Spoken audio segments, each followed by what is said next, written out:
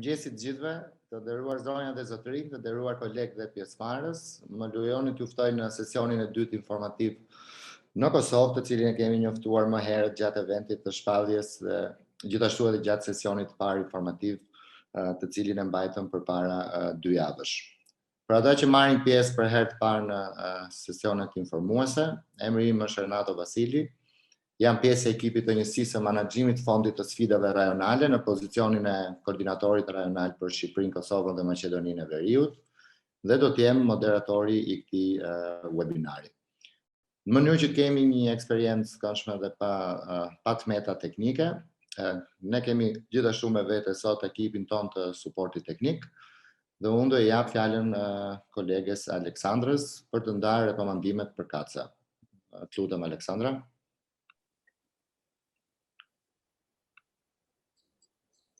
Thank you, Mr. Vasili. Dear attendees, welcome to the second info session of the Regional Challenge Fund in Kosovo. The webinar provides interpretation in Albanian. Click the interpretation icon, globe icon on the Zoom toolbar to activate simultaneous translation. Choose Albanian audio channel. You may mute the original sound with the Mute Original Audio button in the language menu. You may ask questions in the Q&A box. The questions will be answered during the webinar in written or spoken form. If time left, some of the attendees will have a chance to join live program and ask their questions. It is recommended to ask questions after the panelists finish their presentations. During the webinar, your microphones are muted. Before joining live program to ask your question, make sure the audio settings on your Zoom application are set up correctly. To do that, click on the arrow beside the microphone button on the lower left corner of your screen and choose Test Speaker and Microphone. If you press raise hand button, you will give a signal to the moderator that you wish to ask your question in the live program. The moderator will ask you to join and allow you to speak. Before you speak, make sure you unmute your microphone. You may ask questions in English or in Albanian. To contact technical support or communicate with other attendees, you may use chat option. When using the chat option, it is advised to select to all panelists and attendees option that is located in the chat room. Thank you. Shumë faleminderit për udhëzimet Aleksandra. Dëgjuat për opsionin e chatit dhe pyetjeve përgjigjeve, pra për sesionin e pyetjeve përgjigjeve në formë të shkruar, por edhe për atë live, kështu që unë do lutesha që ta përdorni gjerësisht. Në përfundim të prezantimeve dhe fjalës së panelistëve, ne do përpiqemi që të adresojmë të gjitha pyetjet në lidhje me procesin e aplikimit të shprehjes interesit mbi kriteret e pranueshmërisë dhe të përzgjedhjes së projekteve. Përpara se të fillojmë një prezantim të shkurtër mbi kriteret e pranueshmërisë dhe të përzgjedhjes, unë do doja të them shkurtimisht disa fjalë për fondin e sfidave, Fondin Rajonal të Sfidave. Siç u tregua dhe në videon prezantuese, Fondi Rajonal i Sfidave synon të forcojë rëndësinë e tregut punës për arsimin dhe aftësimin profesional, duke financuar investime në pajisje dhe infrastrukturë për ofruesit e trajnimit, të angazhuar në aktivitetet e trajnimit bashkëpunues me ndërmarrjet partnere. Duke bashkëpunuar me të dyja palët, pra ofruesit e arsimit dhe formimit profesional nga njëra anë dhe kompanitë nga ana tjetër, fondi synon të rrisë cilësinë e përgjithshme të arsimit profesional dhe të harmonizojë atë me nevojat e tregjeve të punës në secilin nga vendet e rajonit. Kjo do të mbështesë rritjen e punësimit të të rinjve dhe të diplomuarve nga sektori i arsimit profesional dhe do të kontribuojë gjithashtu në rritjen ekonomike dhe integrimin rajonal. Fondi është mandatuar nga qeveria gjermane, i është deleguar Bankës për Zhvillim KFV për financimin e tij dhe realizohet nga Forumi i Investimeve i Dhomës Ballkanit Perëndimor, për cilin unë do flas shkurtimisht pak më vonë. Fondi mbështet disa dhëna kryesore. Fondi mbështet arsimin profesional në ekonomitë e 6 vendeve të Ballkanit Perëndimor. Do të veproj për 5 vite, duke filluar nga viti 2020, synon të mbështets në total afërsisht rreth 60 projekte, duke synuar që 1500 vende trajnimi do të ofrohet nëpërmjet projekteve të mbështetura. Madhësia e investimeve ose shuma totale e fondit që parashikohet në fazën aktuale është afërsisht 20 milion euro, të cilat janë të planifikuara për të investuar në projekte të implementuara nga institucionet e arsimit profesional dhe sipërmarrjet. Sikur se përmenda, fondi zbatohet nga Forumi i Investimit të Dhomave të Ballkanit Perëndimor, shkurtimisht 𝗪𝗶𝗶𝗥𝗲𝗵𝗹𝗶 𝗔𝗃, një nismë e përbashkët e dhomave të tregtisë nga Shqipëria, Bosnia, Hercegovina, Kosova, Maqedonia e Veriut, Malizi dhe Serbia. Dhomat e biznesit, dhomat e tregtisë të këtyre vendeve kanë krijuar këtë platformë bashkëpunimi në vitin 2017 me qëllim mundësimin e një zërit përbashkët për komunitetin e biznesit në rajon, për të lehtësuar kontaktet dhe marrëdhënien ndërmjet bizneseve dhe për të promovuar rajonin si një destinacion të vetëm investimi. Në Kosovë, Forumi i investimeve të dhomave ekonomike përfaqësohet nga Oda Ekonomike e Kosovës. Sot këtu me ne kemi zotin 𝗵𝗫𝗀𝗶 𝗔𝗃𝗃, koordinatori i programit për Fondin Rajonal të Sfidave në CIF, dhe unë do doja të ftoja që të ndaj me ne këndvështrimin e CIF në lidhje me rëndësinë e Fondit Rajonal të Sfidave për vendet e rajonit. So please, 𝗵𝗫𝗀, the word is for you. Thank you very much, Renato. Thank you. Respected members of the project team, dear partners, ladies and gentlemen, on behalf of the managing board of the Western Balkans Sixth Chamber Investment Forum, I would like to express my gratitude for your presence at the first info session and the second, info session organized in Kosovo on the occasion of the presenting the Regional Challenge Fund.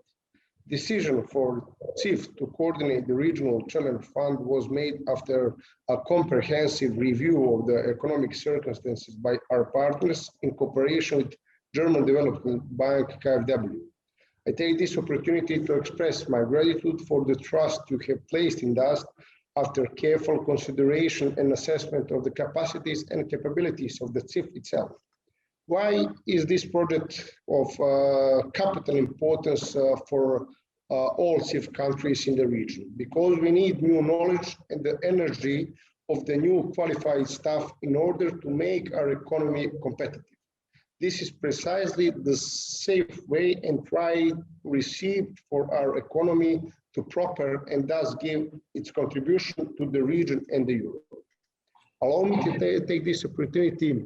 Even Renato already explained to you, allow me to remind you that the Western Balkan Sixth Chamber Investment Forum is a joint initiative for the national chambers of Albania, Bosnia and Herzegovina, Serbia, Kosovo, North Macedonia and Montenegro, by which the economic platform aimed at promotion of the region as a single investment and business destination was established in 2017. This initiative represents 350,000 companies, mostly small and medium-sized enterprises, realizing the mission of opening up new opportunities for stronger networking of business communities through removing remaining business barriers at the Balkans market. Therefore, the Western Balkans Sixth Chamber Investment Forum actually represents the response of the business community to the political and economic process in the region. From the preparation of this project so far, it has become clear that the Western Balkan Sixth business community provides strong support to the free movement of goods and services throughout the region in order to reduce costs and enable our economies to be more competitive on the global market. The economic developed under the influence of new technologies and market demands requires and implies the education system which is constantly improved and adjusted to the needs of time.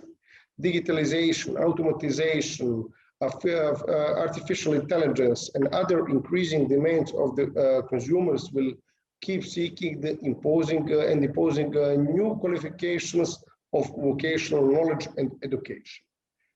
In order to not take more time for this, because in the end this is the info session with more important technical details that you need to hear, I just want to thank you one more time, wish you good luck, and thank you, of course, for your attention.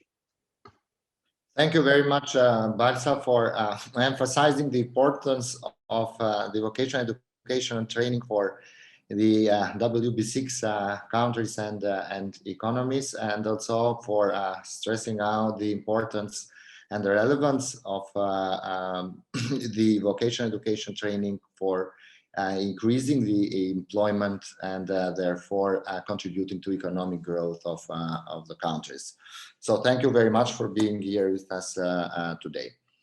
Menaxhimi operacional dhe financiar I fondit I është deleguar një konsulent implementues, është një konsorcium I përbërë nga 4 kompani dhe institucione ndërkombëtare, përkatësisht 𝗵𝗶𝗹𝗶𝗶, 𝗥𝗲𝗺𝗀𝗀𝗀𝗏, 𝗂𝑖S dhe 𝗂𝒂𝒪𝗃, të cilët në mënyrë të kombinuar kanë një përvojë të gjerë me menaxhimin e projekteve të mëdha, përfshirë dhe ato të arsimit dhe aftësimit profesional, dhe një shtrirje gjithashtu të konsiderueshme rajonale me prezencë lokale dhe një rrjet të konsoliduar në rajon, si në sektorin publik ashtu edhe në atë privat.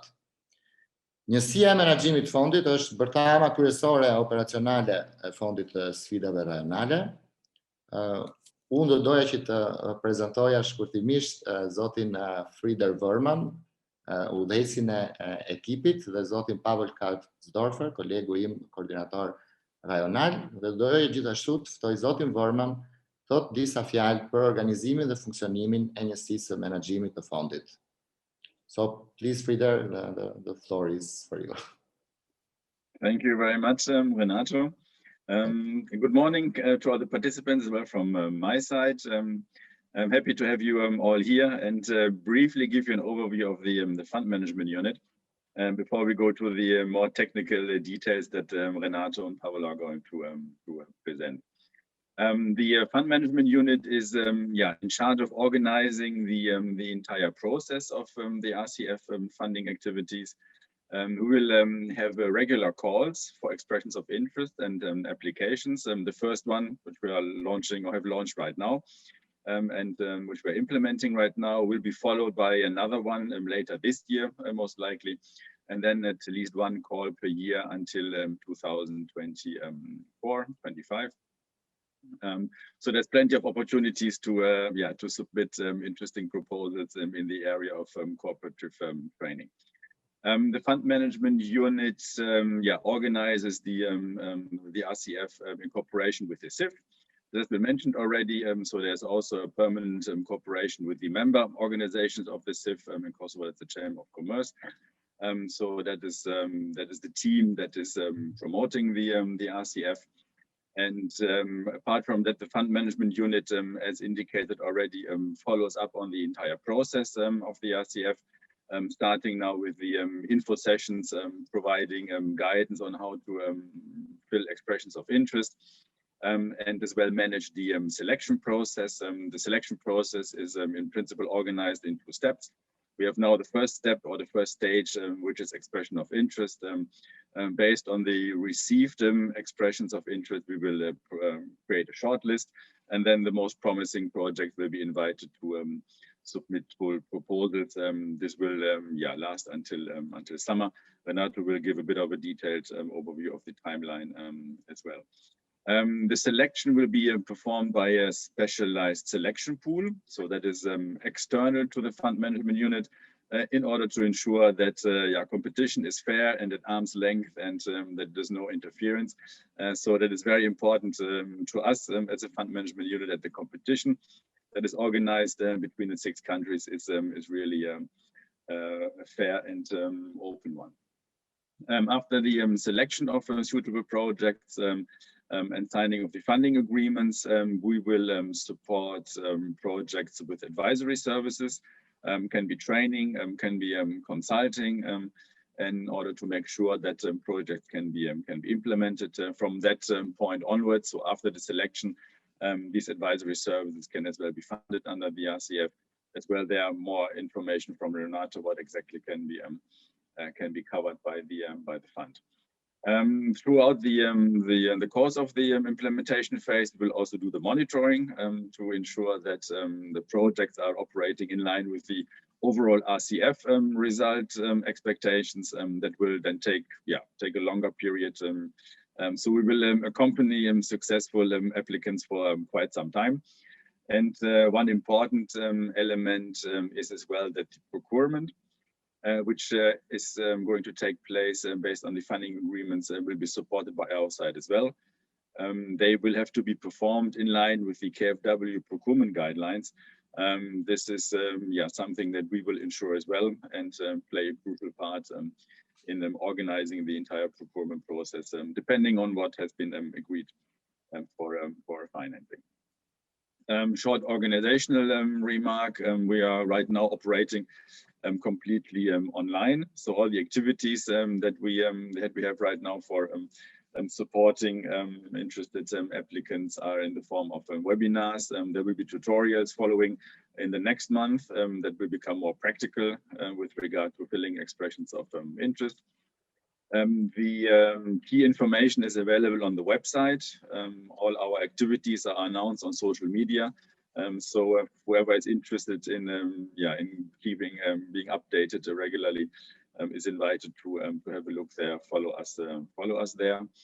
And then last but not least, also the application and the expression of interest will take place online.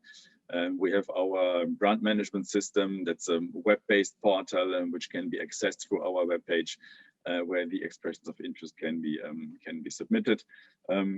Possibly some of you have already registered. That's very welcome. 𝗵𝗲 will give a brief overview of that in his presentation. The first step, so to say, into submitting an application.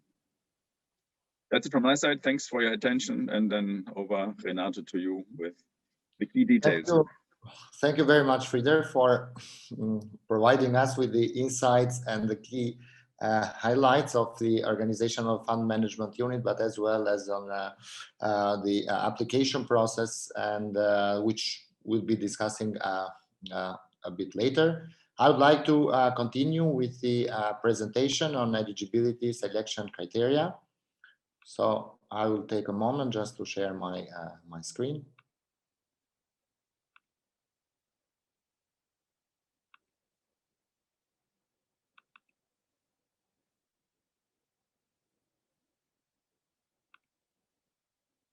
I hope it is visible to everyone. So as siç e përmendëm edhe më përpara, programi I mbështetjes me grante nga Fondi Rajonal I Sfidave ka për qëllim të forcojë trajnimin bashkëpunues dhe në këtë mënyrë të rritë cilësinë dhe rëndësinë e arsimit profesional, me qëllim dhe me synimin kryesor rritjen e punësimit nga ky sektor. Pyetja e parë që ne do donim të adresonim sot është kush mund të aplikojë për përfituar nga mbështetja e Fondit Rajonal të Sfidave. Fondi mbështet krijimin e konsorciumeve ndërmjet instituteve të trajnimit profesional dhe sipërmarrjeve. Si janë të përbëra apo si duhet të formohen konsorciumet VTI? Unë ndëruaj shkurtimin VTI për institucionet e arsimit profesional, në mënyrë që mos kemi konfuzion me terminologjinë. Një konsorcium duhet përbëhet nga minimalisht një institucion arsimor I aftësimit profesional, I cili mund të jetë publik ose privat, ofron trajnim për të gjitha nivelet, pra nuk ka po themi seleksionim apo prioritizim të niveleve të edukimit. Institucionet arsimore mund të jenë publike ose private, në cilat përfshihen shoqatat, ofruesit e arsimit dhe aftësimit profesional në formën e qendrave apo kompanive të trajnimit. E rëndësishme është që këto institucione të jenë të licencuara apo të akredituara, dhe këtë do ta shpjegojmë pak më vonë, por normalisht duhet nëpërmjet programeve të tyre të trajnimit, kualifikimet për pozicionet apo për profesionet përkatëse duhet të jenë të njohura publikisht nga autoritetet, në këtë rast të qeverisë së Kosovës. Pra tham që duhet jetë një minimumi një institucion arsimor publik ose privat në konsorcium dhe minimumi 2 kompani të gjithë sektorëve masive që ofrojnë mësim në vendin e punës brenda hapësirave të ndërmarrjes së tyre. Vlen për të përmendur, do ta theksoj që nuk ka prioritizim, po themi, të sektorëve ekonomik në cilat të kompani bëjnë pjesë. Qëllimi I përfshirjes së një institucioni arsimor për aftësimin profesional dhe minimum 2 kompanive është që ata së bashku të përmirësojnë programet ekzistuese të trajnimit ose të planifikojnë të marrin pjesë në arsimin profesional të dyfisht apo siç njihet ndryshe gjerësisht si dual education apo dual training. Roli kryesor në aktivitetin dhe në mbarvajtjen e po themi të konsorciumit për implementimin e programit të trajnimit bashkëpunues është qëndron me institucionet arsimore pjesë e konsorciumit. Në fazën e parë të përzgjedhjes u përmend më herët nga zoti Vërman, pra në fazën e parë të aplikimit, konsorciumet e përbëra nga një institucion arsimit profesional dhe 2 kompani duhet të zbatojnë apo të kenë përputhshmëri me disa kritere të caktuara, ato që ne I quajmë kriteret e pranueshmërisë, dhe unë shkurtimisht do kaloj në të gjitha kriteret për të dhënë një pamje më të qartë për gjithë pjesëmarrësit sot. Tham që konsorciumet e arsimit dhe formimit profesional përbëhen nga të paktën një institut I formimit profesional, VTI siç e quajmë, dhe të paktën 2 kompani apo ndërmarrje, të cilat mund të jenë publike, private, nuk ka një kriter, po themi, ndalues për to. Partnerët e konsorciumit përfaqësohen vetëm në një projekt dhe vetëm në një projekt propozim për thirrje. Projektet e trajnimit bashkëpunues të financuara nga Fondi Rajonal I Sfidave sigurojnë vende trajnimi dhe theksoj janë vende trajnimi për të paktën 15 nxënës, student në vitin e parë dhe 15 në vitin e dytë. Ndërmarrjet apo kompanitë partnere angazhohen të ofrojnë mësim të mjaftueshëm në vendin e punës, si dhe të kenë mjaftueshëm kapacitete mësimore. Projektet e trajnimit bashkëpunues të financuara nga fondi janë të hapura për të gjitha grupet etnike dhe gjithashtu vlen për të përmendur këtu që nuk duhet të ketë diskriminim ndërmjet po themi raporteve gjinore apo edhe grupeve vulnerabël sociale. Koordinatorët e trajnimit bashkëpunues emërohen nga secili antar I konsorciumit, pra do të thotë që kemi një koordinator të programit të trajnimit të emëruar nga institucioni I arsimit profesional dhe një koordinator të emëruar nga kompanitë apo përfaqësuesit e kompanive në konsorcium. Konsorciumet sigurojnë që sigurimi I aksidenteve në punë për gjithë kursantët të sigurohet në përputhje me rregulloret apo me legjislacionin kombëtar. Antarët e konsorciumit veprojnë në përputhje të plotë me udhëzimet e fondit për shëndetin dhe sigurinë në punë, si dhe për menaxhimin mjedisor dhe shoqëror. Pjesëtarët e konsorciumit pranojnë të publikojnë praktikat e mira dhe të ndajnë njohuritë me palët e interesuara të fondit rajonal të sfidave, pra të ndajnë njohuritë e tyre për implementimin e programit të trajnimit të bashkëpunues. VTI-t, institucionet arsimore profesionale që bashkohen në konsorciume, janë të licencuara nga autoriteti përkatës kombëtar.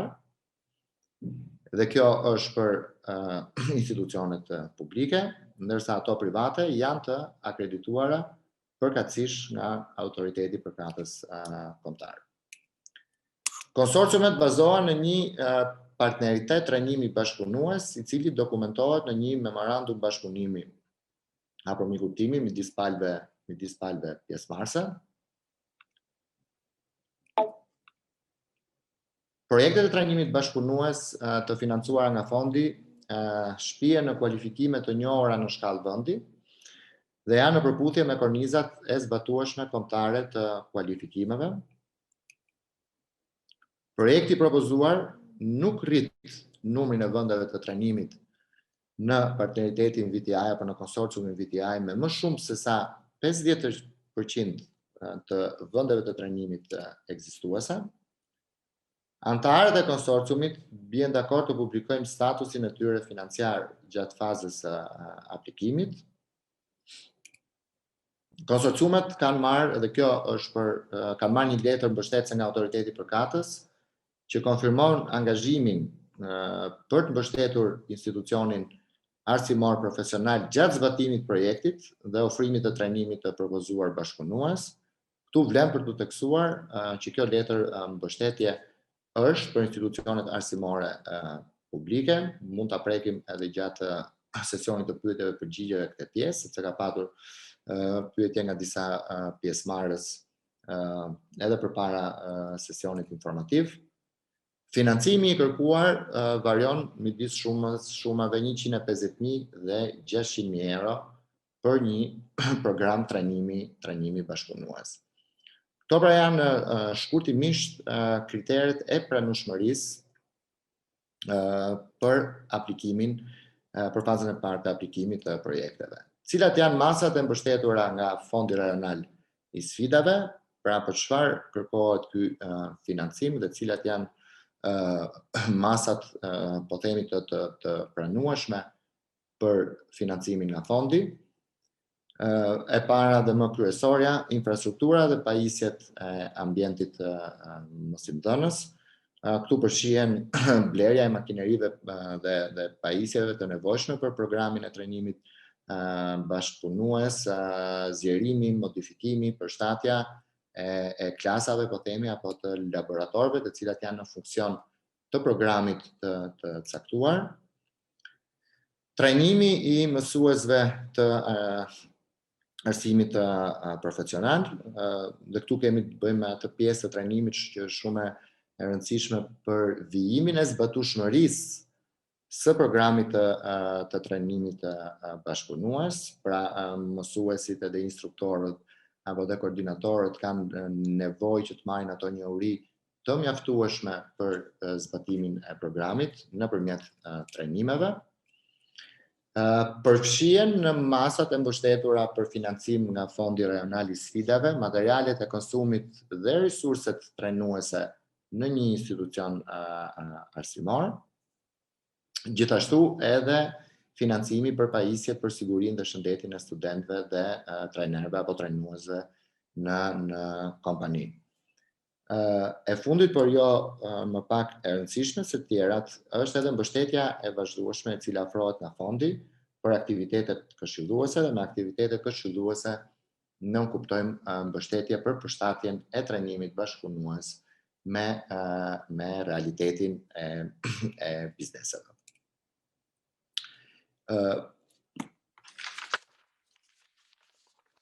Në mënyrë që fondi të arrijë objektivat e tij për forcimin e cilësisë dhe rritjen e rëndësisë arsimit profesional për tregun e punës dhe rritjen e punësimit të diplomuarve që vinë nga ky sektor. Përdorimi fondave apo financimi paraqitet kryesisht ose mundsohet për dy kategori kryesore, siç e përmenda, për atë të investimeve dhe të suportit të vazhdueshëm këshillimor apo trajnues. Cila është shpërndarja, po themi, apo kategoritë kryesore të përdorimit të fondeve? Unë këtu doja të ndaloja pak më shumë në detaje.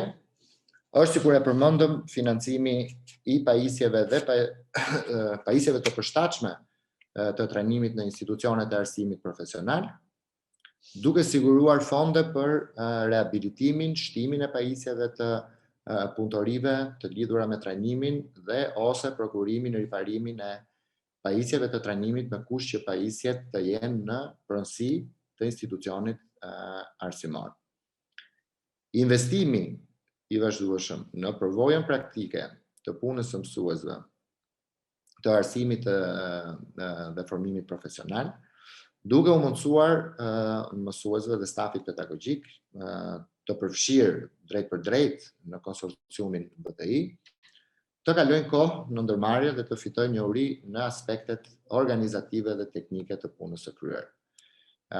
Dhe kjo do shoqërohet me financimin e trajnimit pedagogjik të mësuesve dhe instruktorëve apo trajnuesve në ndërmarrje.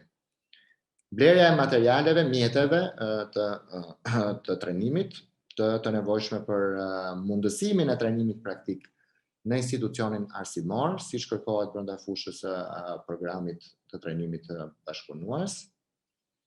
Mbulimi I shpenzimeve për materialet e konsumit në një mas të kufizuar në lidhje me zbatimin e projektit të planifikuar të bashkëpunimit për trajnim. Pra financohen ato materiale e konsumit që janë në funksion të programit të trajnimit bashkëpunues.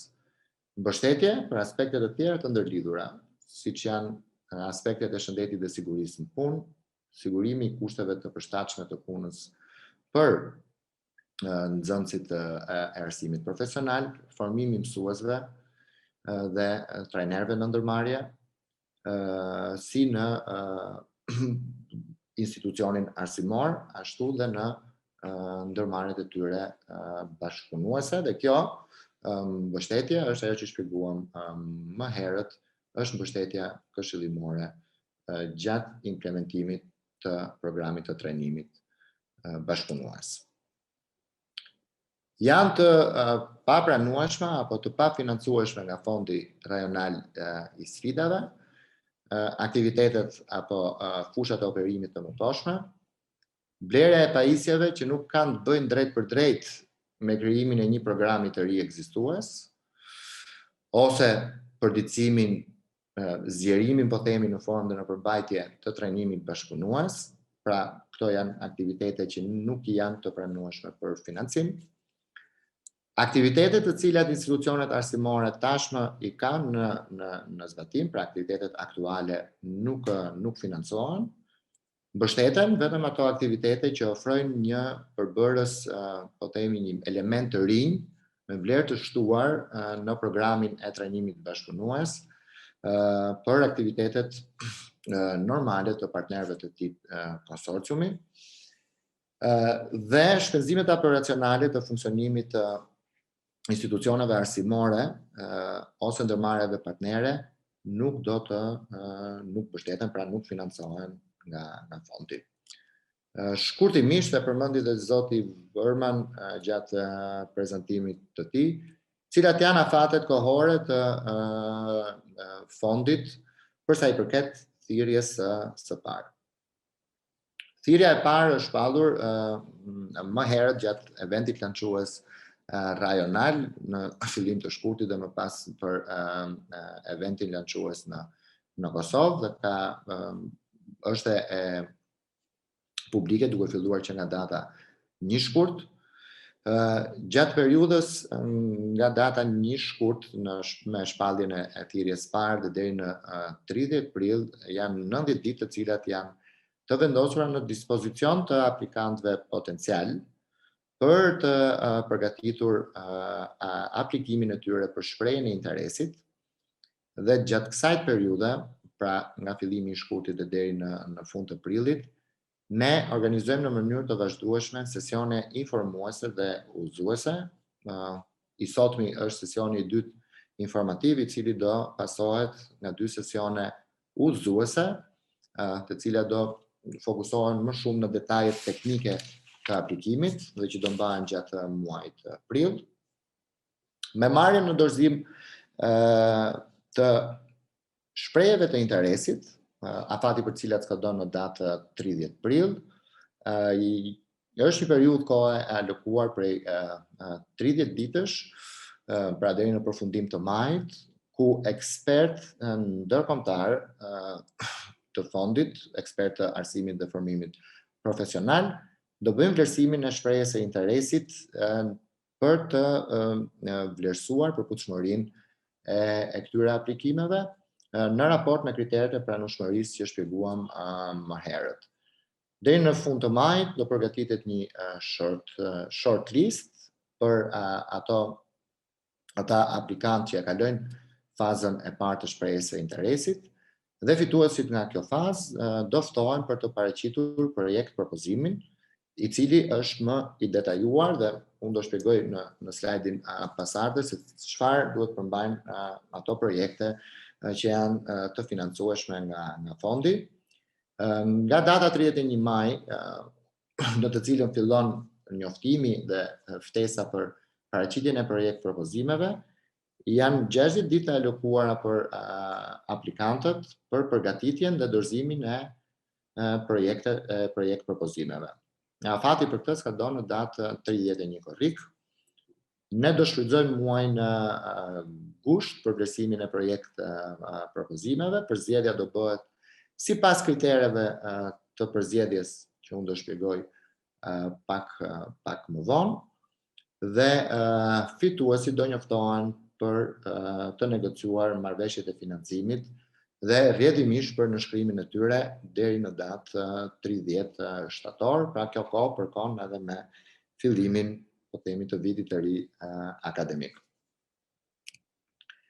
Sikurse përmenda cilat janë kriteret e përzgjedhjes për projektet fituese, ne i kemi ndarë në 3 kategori kryesore, janë kriteret konceptuale, kriteret e ambicjes dhe kriteret e fizibilitetit.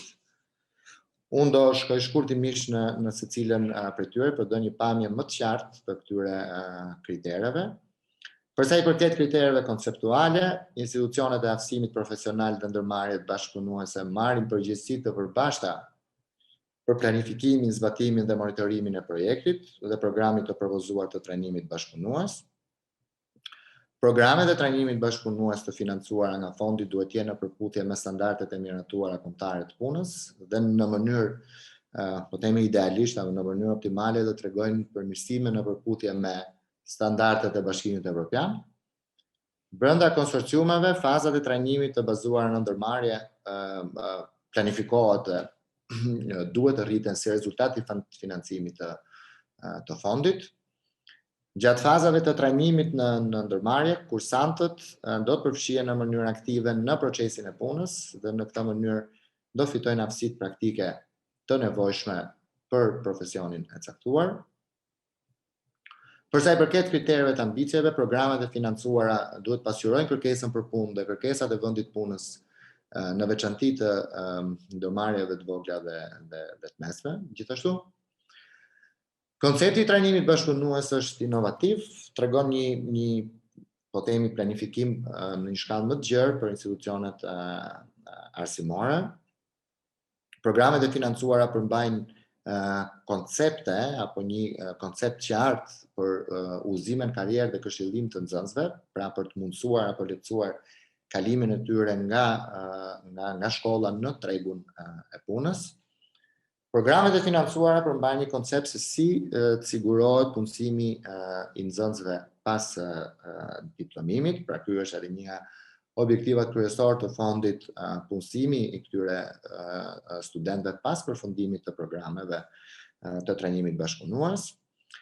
Programet e financuara përfshin një përqindje të konsiderueshme të grave dhe ose grupeve vulnerabël apo në nevojë si pjesë e kuadrit apo numrit të nxënësve që marrin pjesë në këto trajnime. Dhe së fundmi, kriteret e fizibilitetit. Programet e financuara nga Fondi Rajonal i Sfidave operojnë sipas kritereve të efikasitetit dhe në mënyrë efektive kontribuojnë në objektivat kryesore të fondit. Konsorciumet e arsimit dhe formimit profesional, pra konsorciumet VTI, do të marrin pjesë në projektet e trajnimit bashkëpunues, duke dhënë një kontribut të ngjashëm në të paktën 10% të shumës totale të kërkuar të financimit. Kontributi mund të sigurohet financiarisht dhe ose pra një kombinim ndërmjet kontributit financiar dhe në natyrë për mbulimin e kostove operacionale dhe kostove të investimit. Koncepti i trajnimit për mësuesit profesional të VTI-ve partnere, pra partnerve VTI të konsorciumit dhe instruktorëve brenda ndërmarrjes është një koncept i përshtatshëm dhe në përputhje me kërkesat e programit të trajnimit bashkëpunues. Koncepti i funksionimit dhe i mirëmbajtjes siguron operacione të qëndrueshme, pra suportohen qëndrueshmëria e operacioneve në një nivel të përshtatshëm të mirëmbajtjes së rregullt për ndërtesat dhe pajisjes e trajnimit, me qëllim sigurimin e vazhdimësisë së programit të trajnimit bashkëpunues. Cilat janë apo çfarë do donim ne të shikonim në projektet e financueshme nga fondi? Elementet kryesor për të përsëritur ato që thash deri më tani janë bashkëpunimi midis institucioneve arsimore dhe kompanive, pra antarët e një konsorciumi angazhohen për planifikimin dhe implementimin e përbashkët të projekteve të trajnimit bashkëpunues. Shtrirja apo zgjerimi i numrit të studentëve, numri i vendeve të trajnimit në dispozicion të programit justifikon investimet dhe shtrirja e numrit të studentëve përgjatë kozjatjes së trajnimit duhet të jetë në përputhje me kapacitetet aktuale të institucioneve të përfshira. Projektet duhet përmbajnë një aspekt inovativ, pra programet ekzistuese të cooperative training apo të trajnimit bashkëpunues janë në përmirësim të vazhdueshëm apo programet reja planifikohet që të prezantohen.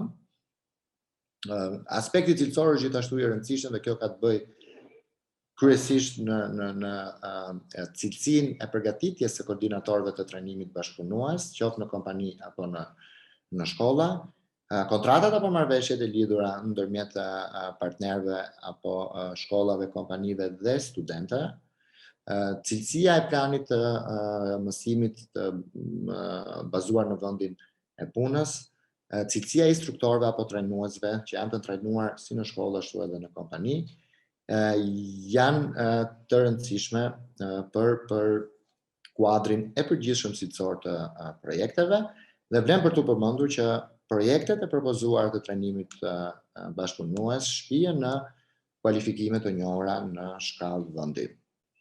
Ndërtimi i kapaciteteve të brendshme, dhe kjo vlen për institucionet por edhe për individët, pra ndërtimi i kapaciteteve të përbërë nga studentët, mësuesit dhe instruktorët. Projekti apo programi në vetvete duhet të parashikojë që ka një zhvillim profesional të gjithë elementeve përbërës të trajnimit bashkëpunues. Qëndrueshmëria e rezultateve të projektit, pasi mbaron mbështetja nga Fondi Rajonal i Sfidave, është e rëndësishme gjithashtu për të siguruar vazhdimsinë e projektit, e trajnimit bashkëpunues, dhe së fundmi pajtueshmëria apo përputhshmëria me standardet mjedisore të shëndetit dhe sigurisë në punë, standardet sociale. Pra i gjithë ky kuadër elementësh, po themi apo komponentësh të projektit sjellin në një model të frytshëm apo të suksesshëm bashkëpunues për trajnimin e dyfisht, i cili në thelb ka trajnimin praktik brenda kompanive dhe institucioneve të arsimit profesional, me synimin përfundimtar zgjerimin e perspektivës së punësimit të studentëve dhe kursantëve. Për sa i përket paketës së aplikimit, më herët përmendëm për formën e aplikimit për shprehje të interesit. Sistemi i menaxhimit të grantit është i aksesueshëm nga faqja web. Për sa i përket dokumentacionit paraprak, i cili duhet përgatitet nga aplikantët. Janë disa dokumenta kryesor, të cilët unë do t'i shpjegoj shkurtimisht dhe më pas do jap fjalën kolegut tim për të na udhëzuar mbi formën e aplikimit online.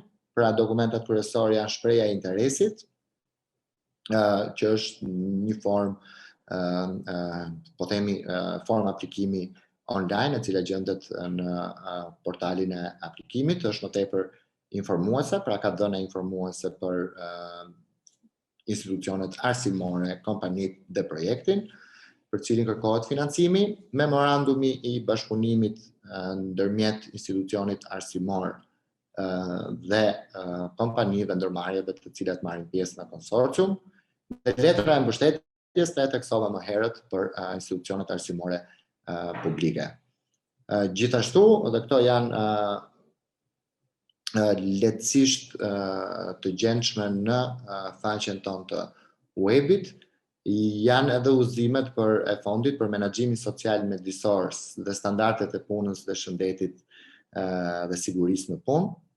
Lista përjashtuese dhe udhëzimet sektoriale të grupit KFV dhe udhëzuesi i fondit për kontributin pjesëmarrës, si dhe një model, një formë për buxhetimin e projektit, dhe kjo është për t'i ardhur në ndihmë aplikantëve për ta, si thosh, pasqyruar më thjesht dhe në mënyrë më të saktë buxhetimin e projektit të tyre. Unë do doja që ta kaloj fjalën tek kolegu im, zoti 𝗵𝗲𝗀𝗶𝗶, për të na udhëzuar shkurtimisht në lidhje me aplikimin online për shprehjen e interesit. Faleminderit për vëmendjen.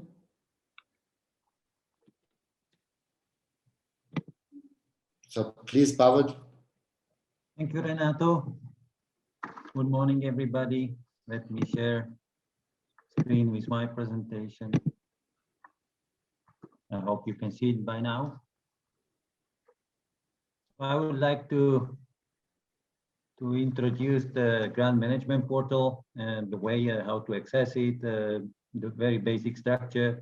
In the beginning, I would like to say I don't want to go to the details right now, because we will organize the tutorial session where we will provide more detail, look into the system, the different sections, and we will be open to discuss with you all your questions, your queries.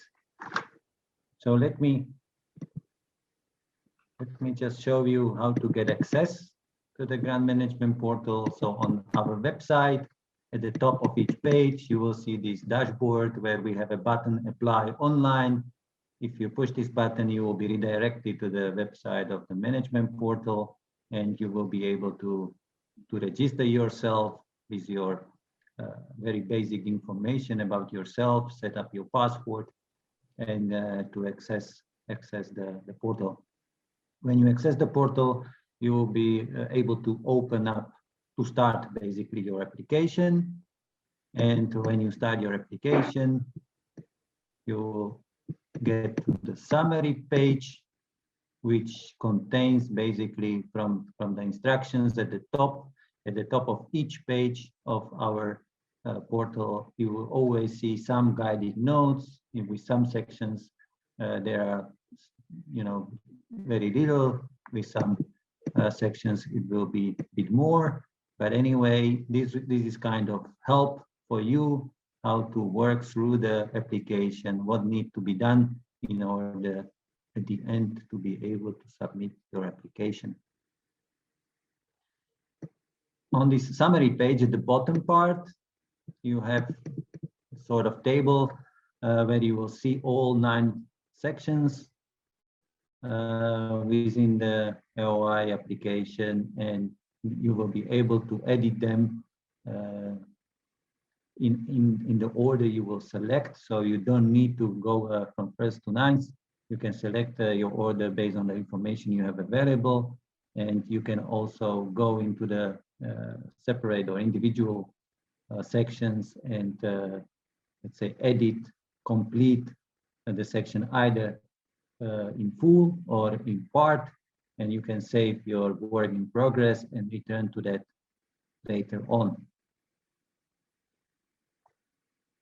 The system is quite self-explanatory, intuitive, so I will show you the screenshot from the first section where we have this eligibility criteria and all the questions in the application, which are marked with asterisks. You hear here on the right side, little red asterisks will be necessary to answer, so they are mandatory. In case you will answer, especially here on this eligibility criteria section, you will answer any question which is leading to non-compliance with our eligibility criteria. The system will give you automated message to inform you about the non-compliance, and you will not be able to submit your application until you will be compliant with all the eligibility criteria. This is very similar also with all the other sections. So in case you would not complete the field which is mandatory, after you will try to go out of the section, to exit from the section, you will be announced by the system with this automated message that this particular field which you didn't complete has to be still completed prior you will be able to submit the application. On this first page, let me just go back for a second. You see on the summary page, you see these two buttons, application and participants. Application, the application, you will see all the 9 sections, then you can move through those and edit your information, complete the required information. And the second tab represents participants, which means these are partner enterprises in that consortium which signed a memorandum of understanding together or jointly with the VTI, and you will need to invite these enterprises into the application process. And that's what I would like to show you now on my last slide.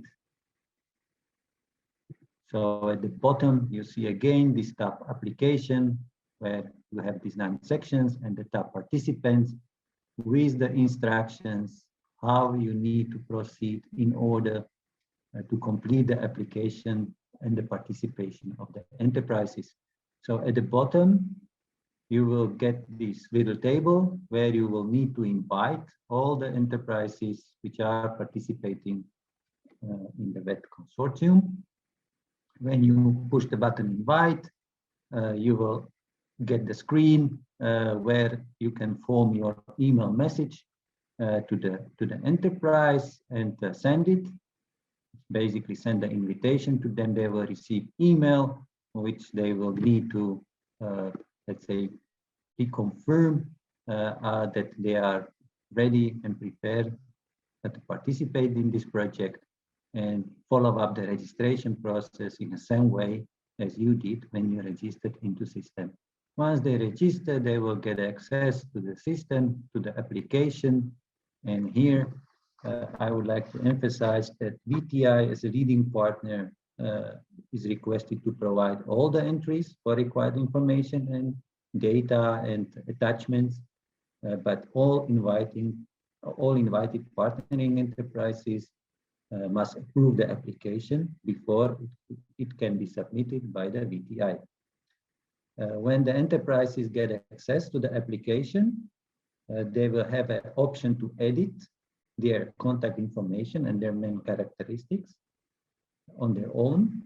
But we would recommend that this is still done by the VTI, and the invited enterprises just review the information and confirm, approve their participation. So this is done. They will see the special button, which is also explained in the guided notes. It's called finish, mentioned here, finish contribution. So once all the enterprises will confirm their participation via this finish contribution button, then the VTI will be able to submit the application to the RCTEP. The deadline for submission of currently open call of expression of interest is Friday, 30th April. And each applicant will be notified after the submission of the application with the acknowledgement email. So you will be sure that the system registered your submission, and you will be awaiting for the evaluation. After submission, the applicant will be able to log in and view, but they will be not able to modify. Any submissions which will be attempted after the deadline, after the 30th April, will be rejected. Each applicant will be notified with the result of its application review. And when approved, the applicant will be invited to submit the full project proposal. In case you would experience any issues, you will have any questions, or you would like to ask any questions, you will be able to send the email, which is mentioned here, applications@rcf-wb6.org. Thank you very much for your attention, and we will go to the system into much more detail, into different maybe sections and fields which are important for the application within the tutorial session. Thank you very much once again, Renato. Thank you very much, Pavel, for the detailed and very useful presentation of the application for the expression of interest. And as you mentioned, we'll go into more details during the tutorial session. Let's use the 30 minutes left until the end of the session for the questions and answers. And I would like to take them first from the Q&A session. Most of them are in Albanian, so I'm going to answer to some of them, and then we'll invite my colleague to answer for the rest. So, Zoti 𝗓𝗂𝗁𝗍, pyetja është a mund të aplikoj dashi pranueshëm konsorciumi I përbërë prej shkollë profesionale private e akredituar, lider I projektit, shkollë publike profesionale, 2 apo më shumë kompani private nga sektori. Po, minimumi është si kriter pranueshmëria është një institucion I arsimit profesional, mundet që t'jenë 2 ose më shumë, në varësi të programit të trajnimit bashkëpunues, rregullohet kanë përshtypjen edhe marrëdhënia apo kontributi I secilit prej antarëve të konsorciumit. Vjolla Brahushi ka 2 pyetje, a duhet patjetër të ketë partner rajonal për shprehjen e interesit? Nuk është domosdoshmëri. Nuk e di për çfarë I referoheni me partner rajonal, institucion arsimor apo kompani. Në rastin më ideal do ishte shumë mirë që të kishte një partner, po themi, të jashtëm, rajonal, por nuk është kriter kryesor. A duhet të ketë patjetër, pyetja e dytë, a duhet të ketë patjetër partner VTI apo institucione publike? Po, minimumi duhet një partner VTI, pra institucion arsimor publik ose privat. Do kaloj te pyetjet e zotit Zeniel Bunjaku. Trajnimi I mësuesve a mund të bëhet për post në ndërmarrjet apo ashtu edhe jashtë Kosovës, për shembull ndonjë nga partnerët bashkëpunues, partnerët motor dhe ambulohen edhe shpenzimet e trajnuesve nga jashtë në Kosovë dhe anësjelltas. Nëse trajnimi I mësuesve apo përgatitja e tyre profesionale I shërben programit apo projektit të trajnimit bashkëpunues për cilin kërkohet financimi, besoj që kjo është e pranueshme, që ato mund të trajnohen në një kompani apo themi në një partner, në një kompani si motor. Ajo që është për të qartësuar këtu, partnerët bashkëpunues, ju keni përmendur partner si motor, do të thotë që planifikoni që të keni edhe një partner tjetër që vjen nga jashtë. Brenda një projekti a mund të përfshihen 2 nën sektor me potencial për trajnim dhe përgatitje. për shembull, një VTI ka program për përpunim të ushqimeve, në njëjtën kohë mbështetet dhe përpunimi i qumshit. Mundet të përfshihen ato sektor të cilat suportohen apo përfitojnë nga programi i trajnimit bashkëpunues, sepse ka përshtypjen që programi i trajnimit bashkëpunues bëhet për një profesion apo kualifikim të caktuar. Nëse kjo i shërben një apo më shumë sektorëve, atëherë patjetër që po. A ka ndonjë limit për moshat e trajnuara, duke marrë parasysh që jeni institucion profesional, jo formal, i akredituar, i cili përfshin edhe trajnimin e kandidatëve të moshave ndryshme? Përgjigjja parë këtu do të ishte që unë përmenda edhe gjatë prezantimit, një nga kriteret është që certifikata apo diploma e lëshuar nga institucioni i arsimit profesional duhet të sjellë në një kualifikim të njohur në shkallë vendi.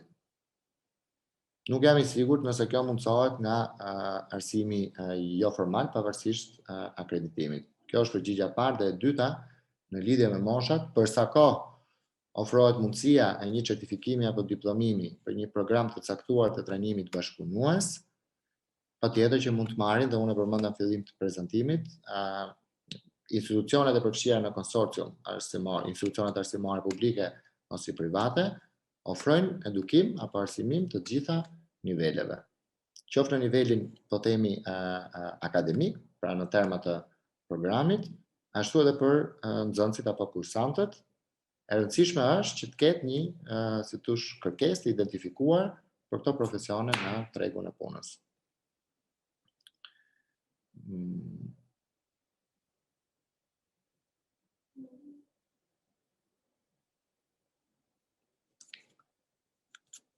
Pyetja nga zoti 𝗪𝗲𝗵𝗹𝗶, përshëndetje. Dohet pyetja në lidhje me minimumin e 2 kompanive me të cilat duhet bashkëpunojmë. Cilat janë kushtet që kompanitë duhet plotësojnë për të marrë pjesë? Kushtet që kompanitë duhet plotësojnë për të marrë pjesë është vullneti i mirë i tyre për angazhimin në trajnimin bashkëpunues, ofrimi i ambienteve të bizneset për trajnimin praktik apo mësimin në vendin e punës, kontributi i tyre në përmirësimin e kurikulave, përgatitjen e instruktorëve në vendin e punës. Çfarë përfitojnë ata në aspektin financiar? Unë përmenda që roli kryesor në udhëheqjen e një konsorciumi qëndron me institucionin arsimor profesional dhe financimet bëhen për nevojat e institucionit arsimor profesional për zbatimin e programit të trajnimit bashkëpunues. Pra, çdo investim është në pronësi të në të ardhmen do jetë në pronësi të VTI-s apo institucionit arsimor profesional. Çfarë përfitimesh ka për sipërmarrjet pjesëmarrëse? Është rritja e disponueshmërisë të punojësve të kualifikuar, planifikimi më i mirë i burimeve njerëzore, kontributi, siç e thash, në përmirësimin apo në përditësimin e kurikulave të trajnimit në linjë me nevojat e biznesit. Shpresoj që t'jem përgjigjur.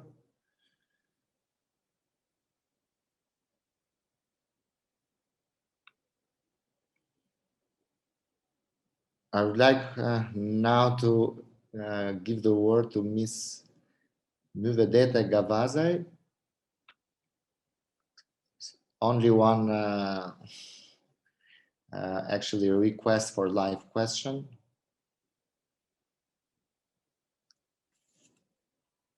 Ju lutem bëjeni unmute në mënyrë që t'ju dëgjojmë.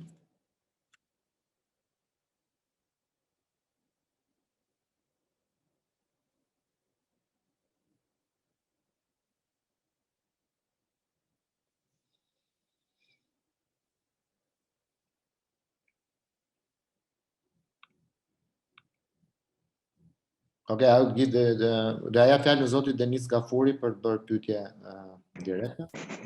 Përshëndetje Renato, përshëndetje të gjithëve. Përshëndetje Denis. Faleminderit për prezantimin. Kem disa kërkesa për zëmë një kompanije që ka kërkesë që me ble një mashinë që prodhon për zëmë mobilje, një pjesë të mobiljeve,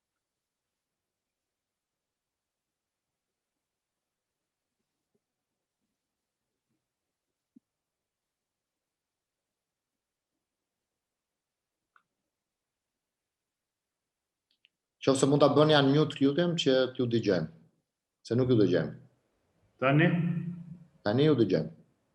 U bo pyetja më herët a mundën me konë partner të dy regione ose më tepër, interregional.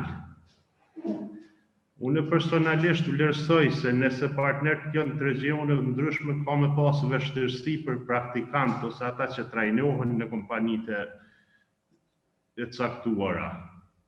Mendimi jam është se partnerët, shkollë, kompani, edhe kompania shtesë si vjen në projekt me konë një regioni për arsyet jo të transportit, shpenzimeve të transportit, largësive edhe të bashkëpunimit.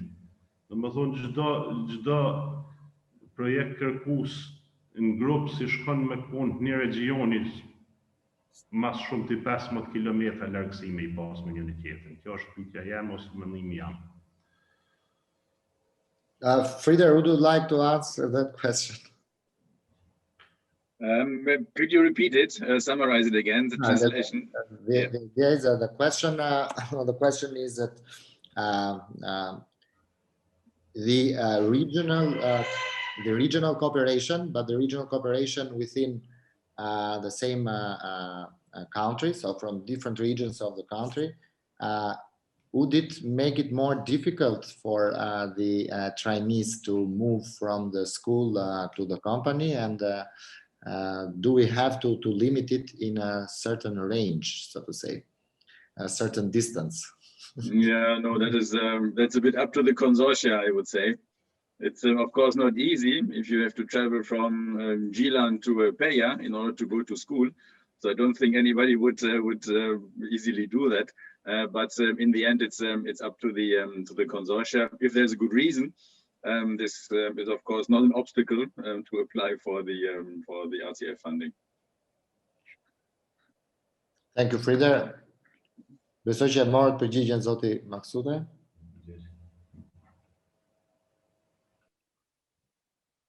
Do ja fjalën zonjës Arieta Pozhegu. Po, Arieta? Po, përshëndetje, a ndëgjohen? Po, dëgjohet shumë. Përshëndetje, doja të pyes nëse shoqatat sektoriale të biznesit, në këtë rast ne përfaqësojmë si shoqatën e përpunimit të drurit të Kosovës, a mund të përfshihemi në konsorcium, sikur mund të jetë trajnimi i trajnerëve apo profesorëve në fushën e përpunimit drurit, duke shfrytzuar ekspertët nga jashtë, shembull ndonjë qendër trajnimi që ekzistuese që është në Gjermani apo Itali, duke marrë përvojat dhe eksperiencat e tyre si shkollë dhe duke i trajnuar trajnerët apo profesorët në vend. Normalisht në bashkëpunim me shkollat profesionale, si konsorcium dhe bizneset e industrisë. Përgjigja është po, bërthama po themi apo baza e konsorciumit duhet përbëhet nga një institucion arsimor publik ose privat dhe dy kompani. Por normalisht në këtë konsorcium mund të marrin pjesë edhe ato që ne i quajmë external partners apo partner të jashtëm, që në këtë rast mund të jetë shoqata që ju përfaqësoni, e cila jep kontributin dhe suportin e saj nëpërmjet trajnimit të trajnerëve apo instruktorëve në kompani. Në kompani. Në shkollë dhe në kompani, por në këtë rast në kompani. Jo, faleminderit. Ju lutem, faleminderit.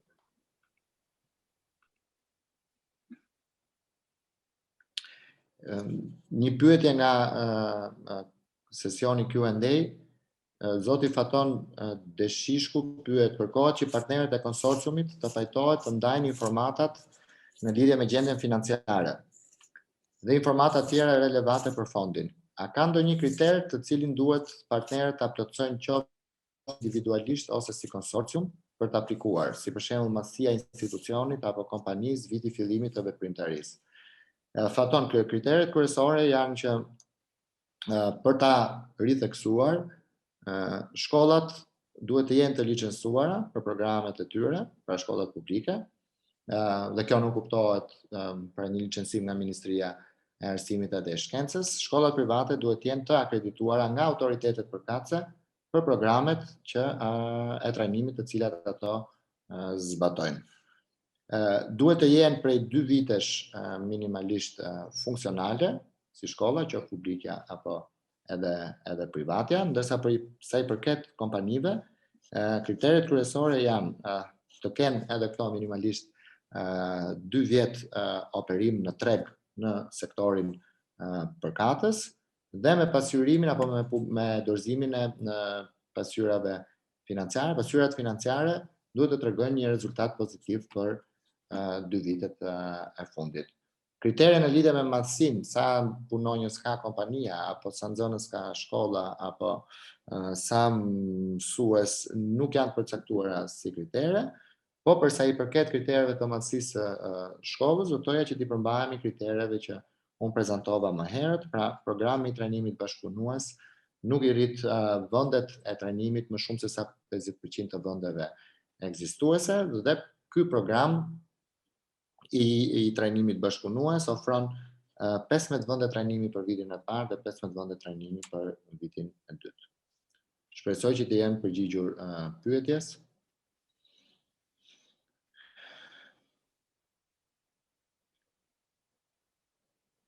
Po ja jap fjalën zotit Jeton Gashi.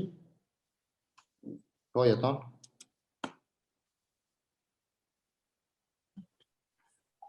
Përshëndetje për të gjithë. Përshëndetje. Jam Jeton Gashi nga shkolla profesionale 𝗵𝗵𝗹𝗶𝗹𝗶 në Prishtinë. Apo dëgjohemi? Po dëgjohesh shumë mirë. Nga shkolla profesionale 𝗵𝗵𝗹𝗶𝗹𝗶 Prishtinë. Te dëgjova në fund. Kam disa pyetje. Na kena disa profile në shkollën tonë. Dhe është e mundshme të konkurrojna me disa profile apo duhet një profil i përbashkët? Apo si projekt i përbashkët? Pyetja e parë. Pyetja e dytë, pasi që na jena shkollë publike, a duhet me qenë e akredituar apo vetëm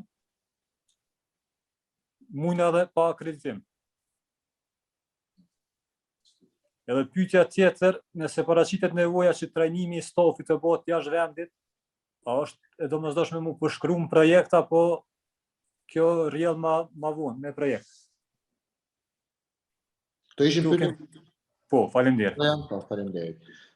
Frieder, would you like to answer some of them? Yes,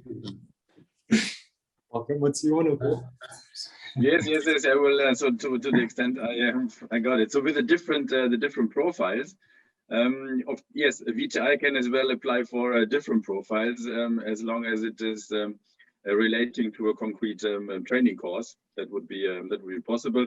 That would be basically forming 1 or 2 or 3 consortia. So we'll have a look at what is the management capacity. So it's not advisable to apply with 5 consortia. So, but 1 or 2 would be acceptable there. The international training can be included. That's fine. That's even desirable. Yeah, that the technology transfer takes place. So that would be part of the investment plan or the budget, and can be considered under this point. And I think there was a third question which I missed in the translation. Maybe Renate, you can. There was a question of are they required to be accredited for their programs? So they are licensed, yes, yeah, sure, yeah. But not required to be accredited. I think I can take this question. There is a long discussion we also had with the colleagues in the ministry. It's to our knowledge, the public vet schools in Kosovo. Maybe switch to Albania, not to Kosovo. Sorry. Okay, sorry. Shkollat publike profesionale në Kosovë nuk janë të akredituara dhe nuk ka një kërkesë ligjore, po themi, nga Ministria përkatëse në këtë rast e Arsimit dhe Shkencës për akreditimin e tyre, por ato janë të licencuara nga Ministria për zbatimin e programeve të arsimit profesional. Dhe unë me sa di, shkolla 𝗵𝗵𝗹𝗶𝗶𝗹𝗶 është shkollë publike. Apo jo, Jeton?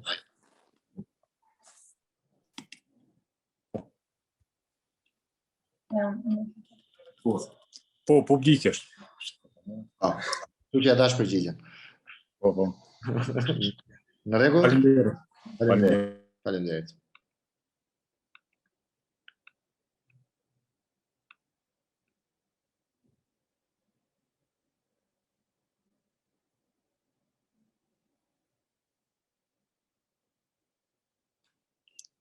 Ka një pyetje në lidhje me sa është fondi që mund të marrë një projekt si suport nga Fondi Rajonal I Sfidave, pra cila është shuma e financimit.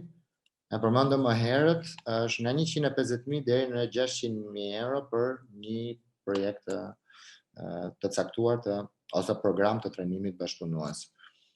There is a question for Mr. 𝗵𝗵𝗶𝗹𝗶, which I would like to address, if I got it right, it's in English. Another question from our side: all our students, 1,500, have internships. So how to deal with the condition that at least 50% more internships would have to come about? The project, the project we plan aims rather at linking much closer the teaching with the needs, basically by giving company instructors the possibility of directly teaching the students. Yes, 𝗲𝗏, please. Yeah, I saw the question already, so okay. let me take it. Yes, indeed, one of the objectives of the RCF is to increase the quality or the quantity of the cooperative training approach. So in most cases, we would probably look at quantitative increases. So therefore, this 50%. But if already, all the students are in practical training and work-based learning, that's obviously not a meaningful criteria. So that is already a very good performance. And I think the participant mentioned in it increasing the quality in terms of bringing the teachers closer to the practice is exactly what we would like to see in the proposal. So along those lines, I think the quality of the cooperative training would be increased. So that's definitely fine. Thank you. Thank you very much for that. Një pyetje tjetër, përshëndetja, ka kohë të caktuar brenda së cilës duhet të përfundohet programi. Afati I fondit është 5 vjeçar duke filluar nga viti 2020 dhe përfundon në këtë fazë që jemi, dhe këtë një informacion që kemi në fillim të vitit 2025.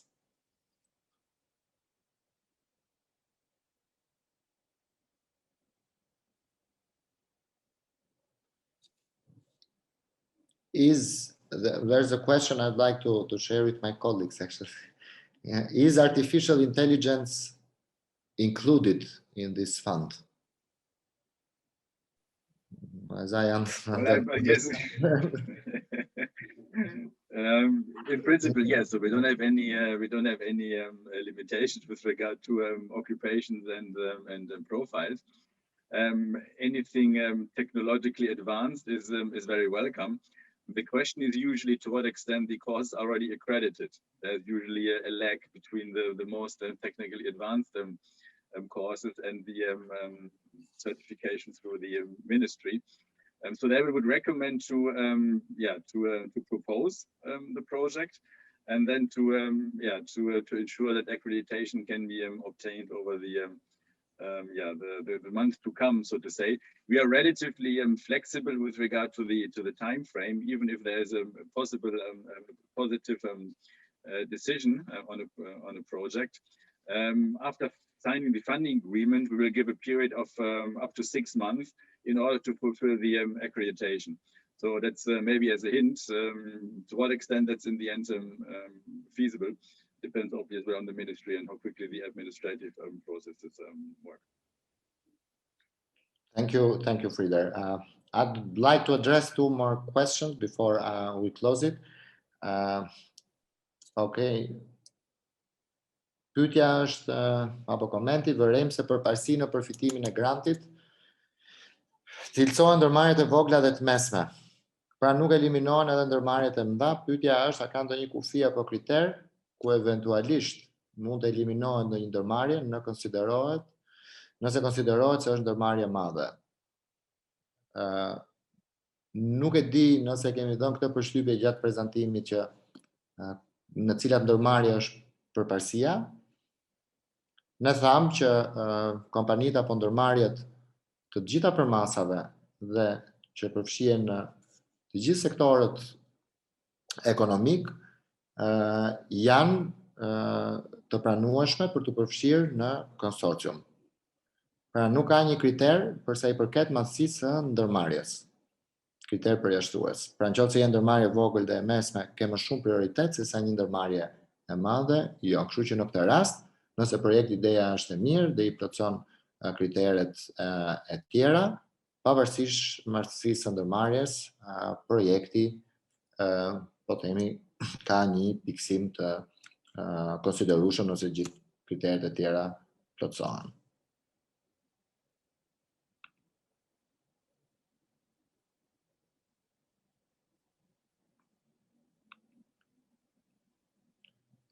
I dash fjalën Fantech Kosova.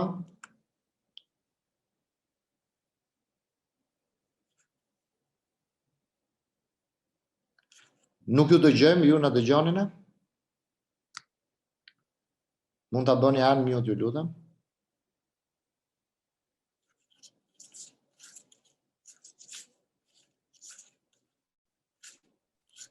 Përshëndetje. Përshëndetje. Faleminderit. Fillimisht deshta të bëj disa pyetje, një koment edhe në koment disa nën pyetje. Pyetje, koment, edhe nën pyetje brenda komentit. Po. Nëse ka mundësi, kemi shpreh gatishmërinë dy kompani me shkollën e mesme ekonomike. Ideja është që a lejohet domethënë të investohet edhe në hapësirat brenda kompanive, edhe në shkollë. Domethënë në këtë projekt, për arsye se mangësitë të cilat janë në shkolla është për shembull pajisjet janë të vjetra, që zhvillohet kontabiliteti, marketingu edhe fusha tjera. Na kemi menduar që në këtë projekt për klaset të 10 dhe të 11 të investohet në kabinete, pasi që praktikën e kryejnë në shkollë këto klasa, kurse për klasën e 12 të bëhet investimi në kompani, ku bëhet zgjerimi i kapacitetit të kompanisë, ku mund të zhvillohet në gjitha sektoret praktika e nxënësve. Edhe e mira e kësajna është që ku bëhet zgjerimi i kompanisë, kompania me shkollë është dikon përafërsisht 80 metra larg shkollës. Domethënë që është shumë afër shkollës, ku mund të zhvillohet tani praktika në fushat të cilat i ka edhe shkolla. Kjo ishte pyetja. Po. Mund t'i përgjigjemi pyetjes, pastaj vazhdojmë me komentin. Frieder, would you like to answer this question? If you got the right translation for that. Ose if you need edhe nëse lejohet prap. Nëse ka No, I nevojë did not understand the question, to be honest. The question is, I'll summarize it. There's one, the public or private, I didn't get that, doesn't matter. The economic professional school will be partnering with two companies. And the question is, can they, within the consortia, make investment in the company to increase the training capabilities at the company level? And the company premises are like less than 100 meters from the school. So they planned it for class 10 and 11 to have the theoretical training in the school, and No, for understood, class 12 to the company. Yes, well, one of the principles that we have is that the equipment we purchase has to be can only be used for training purposes. Okay. If this one way or the other can be ensured and as well demonstrated, then this would be acceptable. But it cannot be entering into the production process of a given company. That is not foreseen, so exclusively dedicated to training. Does it answer your question? Është saktë përgjigje? Kush më përgjigje më parë? Faleminderit. Vetëm deshta kështu. Shkolla në plan programin e vet e ka pjesën teorike dhe praktike për klaset e 10 dhe 11 mi zhvillu në shkollë. Por na kemi gjetë se në shkollë pjesët, aparaturat, kompjuteret dhe software-et janë të vjetër. Nuk përputhen, domethënë, kur dolin nxënësat në treg, nuk përputhen me tregun. Apo kupton qysh? Tash, në këtë projekt kemi mendu që të bëhet investimi fillimisht në fazat e para të bëhet investimi në shkollën e pajisje. Pastaj ofër shkollës, kompania që la gjindet, njëra ndër kompani që gjindet, ka nevojë që pjesën që fusha që i ka shkolla, ka nevojë me bë zgjerimin e kapacitetit, ndërtimin e një objekti ku mund ku mund domethënë të zhvillohet edhe kapaciteti i kompanisë, edhe praktika dhe gjitha, po kupton? Ashtu kështu ke. Besoj që përgjigjja ishte e mjaftueshme për këtë. Do të kemi të qartë se si është do jetë planifikimi. Se përgjigjen e mora si 𝗧𝗵𝗶𝗶𝗶, apo kupton që se më bëj ke mirë. Më fal, kërkoj falje. Jo, nuk ka problem. Atëherë, përgjigja ishte free the right summarize your answer in Albanian. Përgjigja ishte që investimi i cili kryhet për nevojat të programit të trajnimit bashkëpunues është një investim i cili qëndron me shkollën. Nuk e di sa i qartë isha. Pra, programi që ju planifikoni dhe që është shumë i mirë në duke, pra ju doni të investoni në të gjithë pajisjet e nevojshme për programin e trajnimit në shkollë, dhe të zhvilloni dhe ambientet e shkollës me qëllim që të mundsoni për klasën e 12 trajnimin praktik. Unë kështu e kuptova, apo jo? Po. Domethënë, klasa 11-12 e merr gjitha kapacitetet aktuale të reja, e 10 dhe 11 e merr kapacitetet aktuale të reja për tregun qysh janë, ndërsa kompania aktualisht nuk e ka infrastrukturën maksimale që mund i kap gjithë nxënësit ose një pjesë rreth 40% nxënësve të mbaj praktike në fushat që i nevojiten. Për këtë arsye kemi menduar që mu rrit kapaciteti i kompanisë, domethënë infrastruktura ku edhe brenda ndërtimit kësaj hapësire e kemi planifikuar një hapësirë mundo që çdo herë me orë për nxënësa mu trajnu ose me majt pjesën të ndryshme që e shohim brenda kompanisë. Shumë e qartë, nëse ajo qëndron gjithmonë brenda kuadrit të trajnimit bashkëpunues dhe në pronësi të institucionit arsimor. Në rregull? Unë do doja faktikisht që ta mbyllim këtu, po faleminderit që t'japim mundësi edhe për pyetje tjera. Besoj që jemi në fund të këtij sesioni informativ dhe jemi përpjekur që të përgjigjemi sa më shumë pyetjeve që kemi mundësi. Në lidhje me doja t'ju informoja gjithë pjesëmarrësve që ne do ta marrim pjesën e Q&A të gjithë pyetjet që janë bërë dhe ato të cilat nuk kemi pasur mundësi t'i përgjigjemi këtu, mund t'i përgjigjemi me email. Kështu që faleminderit shumë për pyetjet tjera në fund të prezantimit të cilin do ta merrni me një email shoqërues nga ne edhe me regjistrimin e këtij webinari, janë edhe kontaktet e mia, kështu që ndjehuni të lirshëm që t'i adresoni pyetjet që mund të keni, dhe gjithashtu do informoheni edhe për sesionin udhëzues se kur, në cilën datë dhe në cilën orë do mbahet. Ju falenderoj shumë që ishit me ne sot dhe shpresoj që të kemi qenë sa më qartë të mundshëm për shpjegimin e kritereve të fondit. Falenderoj edhe kolegët për kohën e tyre. Shihemi në sesionin e radhës. Ditën e mirë dhe mirupafshim.